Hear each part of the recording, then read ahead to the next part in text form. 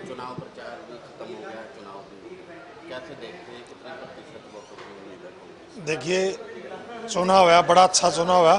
मैं सबसे पहले तो हरियाणा प्रदेश के जो भी वोटर थे, जितने भी वोट डाली, उनका धन्यवाद करूंगा। और बड़ा अच्छे माहौल में इलेक्शन हुआ। पूरे हरियाणा प्रदेश में कहीं भी छूट-फूट घटना आपने सुनने को नहीं मिला। अच्छे प्यार से साथ से मिलके चुनाव हुआ। और आपने बात करी कांग्रेस की, आपने देखा कि हरियाणा प्रदेश का आम लोग जनमानस कांग्रेस के साथ था और कांग्रेस के लिए इलेक्शन लड़ा।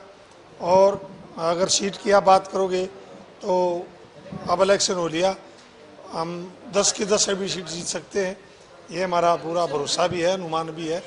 और ये बीजेपी के नेताओं ने, लोगों ने भी मान लिया। आज आने वाला भविष्य कांग्रेस का, और लोकसभा में भी कांग्रेस अच्छी जीत लेके आने वाली है।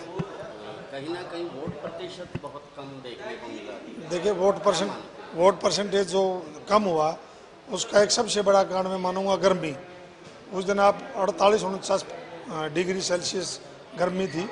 लोगों को मैंने बहुत बहुत बार जागरूक भी किया, बार बार जागरूक किया। जब भी हम इलेक्शन कैंपेन में किसी भी गांव में गए, किसी भी जनसभा में, नुक्कड़ सभा में गए, हमने लोगों से रिक्वेस्ट की भाई आप ज़्यादा से ज़्यादा लोग वोट डालने का काम करें, ताकि आप देश के प्रतिनिधि को चुन सके और अच्छा चुने।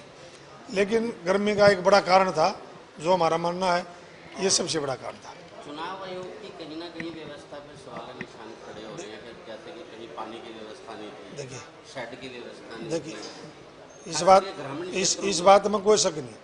आप किसी भी गांव में चले जाओ, चुनाव आयोग का कहीं आपने टेंट लगा नहीं पाओगा। चुनाव आयोग कहीं भी ऐड करता नहीं मिलेगा कि आप वोट डालने निकलो, घर से निकलो।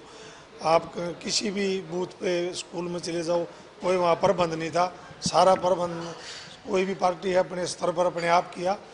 और लेकिन जो हमारा अनुमान था, अगर लोग ज़्यादा से ज़्यादा मत करने बाहर निकलेंगे, वो नहीं कर पाए। इसके लिए मैं खेद भी है, दुख भी है। लेकिन मैं तो आपके चैनल के माध्यम से, आने वाला चुनाव भी बहुत नज़दीक हरियाणा प्रदेश का, मैं विनती करूंगा हरियाणा प्रदेश के हर वोटर से कि आपने जो गलती, जो भूल अब करी, वो आने वाले चुनाव में ना करें। आप ज़्यादा से ज़्यादा लोगों ने बाहर निकल के, आप अपने साथियों को, पड़ोसियों को, रिश्तेदारों को आप एक प्रोत्साहन करें कि आप ज़्यादा से ज़्यादा वोट डालें। नरवाल जी, बीजेपी अक्सर कांग्रेस पे सवाल निशान खड़े करती थी कि गुटबाजी अभी बीजेपी में भी देखने को मिले। एक सोनीपत से प्रत्याशी हैं मोहन बड़ोली, उन्होंने कहा है कि हमारे साथ पीठ पीछे छुरा घोंपा है हमारे कार्यकर्ता या कुछ पदाधिकारियों ने। कैसे देखते हो? देखिए, कांग्रेस में कोई गुटबाजी नहीं थी। हमने तो पहले बार बहुत बार बोला, अगर गुटबाजी है तो बीजेपी में है। और वो अब ये इलेक्शन है, जैसे आपने सोनीपत का जिक्र किया, वो जगह होगी। और मैं तो, जो मोहनलाल बड़ौली जी ने जो बयान दिया, मैं तो आपको ये बताना चाहूँगा कि मोहनलाल बड़ौली जी ने अपनी हार स्वीकार कर ली। जब कोई भी व्यक्ति हारता है तो वो दूसरे की तरफ इशारा करता है कि मेरा ये नहीं किया, मेरे इसने वोट नहीं डाली, इसने मेरे छुरा घोंपा। लेकिन मैं कहना चाहूँगा मोहन बड़ौली जी से कि आप, कोई भी नेता, कोई भी कैंडिडेट है, वो अपने आप पे में झाँकिए, देखे मैं मेरे में कहाँ कमी रही, जो मैं लोगों के अपने हक में वोट नहीं डलवा पाया। मुख्यमंत्री जी भी कह रहे हैं कि कुछ अधिकारियों ने धोखाधड़ी करी है। ये बीजेपी की बौखलाहट है। आपने मोहनलाल बड़ौली का जिक्र किया, ये भी बौखलाहट है।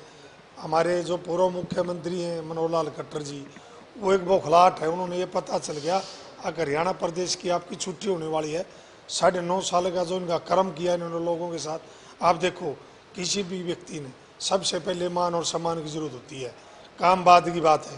काम भले ना करे, हरियाणा प्रदेश का लोग जागरूक है। उन्होंने कहीं जाति में बांटा, कहीं धर्म में बांटा, लोगों ने उससे ऊपर उठ के भी, अगर हम बात करें, चाहे आप सरपंचों की बात कर लो, किसानों की बात कर लो, कर्मचारी की बात कर लो, आशा वर्कर, आंगनबाड़ी की बात कर लो, जो भी अपना अधिकार मांगने बीजेपी सरकार के पास आए, उन्होंने किसी का मान सम्मान नहीं किया। लठ मारने की एक नीति चलाई। कोई भी आया रोड पर अपना हक लेने के लिए, कोई भी किसी भी मुख्यमंत्री मंत्री के घर गया, उसको लठ मार के दबाया गया। ऐसा नहीं होना चाहिए। आप काम भले ना करो, लेकिन उनका मान सम्मान तो करो। उनसे ऐसे पूछो, आप भाई आपकी दुख तकलीफ क्या है। लेकिन आपने देखा 9.5 साल की सत्ता में बीजेपी का, चाहे मुख्यमंत्री हो, मंत्री हो, संतरी हो, विधायक हो, किसी ने भी आम जनमानस की, कर्मचारी की, व्यापारी की, दुकानदार की कोई नहीं सोची। और उन्होंने जो भी हक मांगने का उसको लठ मारने का काम किया। उस लठ का बदला हरियाणा प्रदेश के लोगों ने लोकसभा में लिया और विधानसभा में लेंगे। और दूसरी बात आपने देखा, हरियाणा प्रदेश में सरकार नाम की चीज़ नहीं। मैं अपने गोवाना और सोनीपत की बात करूं, हर रोज़ धमकियां, खुलेआम धमकियां, शरेआम बदमाश 40-40, 45-45 गोली चलाते हैं। और हमारे गोवाना शहर के जो मुखिया हैं उन्होंने भी धमकी दी, उनको भी धमकी दी कि मैंने कैसे पता चला, उनसे भी मंथली मांगी कि पैसा मांगा गया। तो इसका बुरा हाल क्या होगा अगर आप भय का माहौल है पूरा हरियाणा प्रदेश में, कोई भी अपने आप को व्यक्ति सुरक्षित नहीं मान रहा, ये हालात है।